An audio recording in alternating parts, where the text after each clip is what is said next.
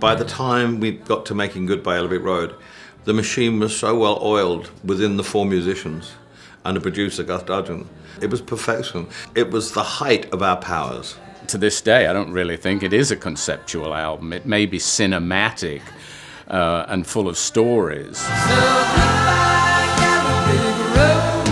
It literally was like a mini creative factory at the Chateau when we were recording. When the band were having breakfast, there was a piano in there, and I would come down and grab a cup of coffee or something and give Elton a couple of lyrics that I'd been working on that morning. I would write at breakfast at the table, the band would get up, and as I was writing, they'd finish their breakfast, join in, and by the time breakfast was over, we'd written and rehearsed 2 songs, and we went in the studio and recorded them. Oh, sweet. Before Honky Chateau, I didn't really write pop songs. Goodbye Yellow Brick Road, Benny and the Jets, Candle in the Wind are pop songs. They're nice songs. They you know, stood the test of time.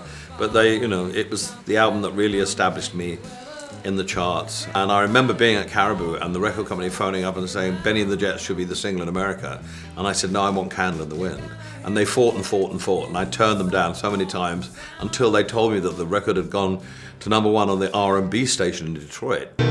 Goodbye, Norma Jean. Yeah, I do think it's one of the best songs we've ever written. I think it's an incredible marriage of melody and lyric. People obviously assumed that I was a Marilyn Monroe fan, but she was simply a metaphor for me for fame. Harmony and me were pretty good company.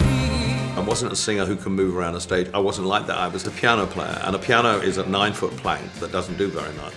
So I had to draw attention to myself. I thought it would be nice for some newer artists to give their interpretation of some of the songs. I mean, for example, Benny and the Jets. I wanted Miguel to do it because, for me, he made the best R&B record last year and is the best new R&B singer. And then country artists like Hunter Hayes, who's a really amazing young country singer, Van Perry, and Zac Brown, John Grant, Imelda May, Emily Sandé, Ed Sheeran, and Fall Out Boy. The idea was to see if we could find an interesting new way of looking at the songs. Never leaving harmony.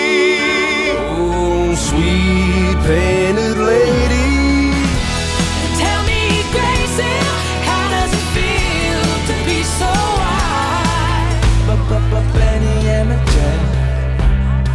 And it seems to me you lived your life like a candle in the wind. I think we tackled it in a way that was completely the opposite to what it was before, making it less sad and more up. All the young girls love ballads.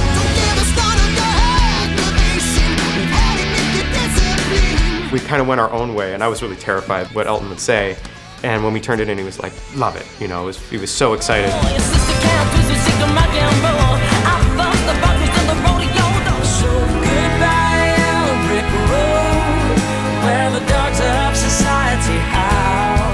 When we did the Yellow Brick Road album, I think that really was when we started thinking, we might be pretty good. It was an incredible time of my life, and that makes me feel emotional because not sad, but incredibly happy.